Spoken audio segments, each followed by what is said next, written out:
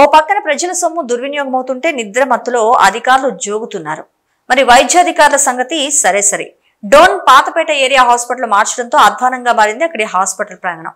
ఇటు హాస్పిటల్ తో పాటు సామాగ్రిని కూడా మార్చి ఉంటే బాగుండేది, కానీ నిర్లక్ష్యంతో లక్షల్లో ఖర్చు పెట్టిన వాటర్ ప్యూరిఫైర్స్, మోటార్స్ దొంగల పాలు కాకుండా ఉంటాయి.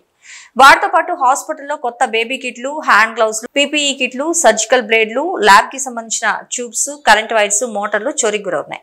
హాస్పిటల్లో కొత్త బేబీ కిట్స్ మరియు పీపీఈ కిట్స్, బెడ్ కవర్లు దిబ్బలాగా పడేశారు. అదేవిధంగా 2014లో టీడీపీ అధికారంలో ఉన్నప్పుడు ఎన్టీఆర్ కిట్స్ ఇస్తే ఎవరికి ఇవ్వకుండా ఇప్పుడు బయట పారేశారు. ఇవన్నీ అసలు దేనికి సంకేతం? ఎవరు పడితే వారు లోపలికి వచ్చి తీసుకెళ్లిపోతున్నారు.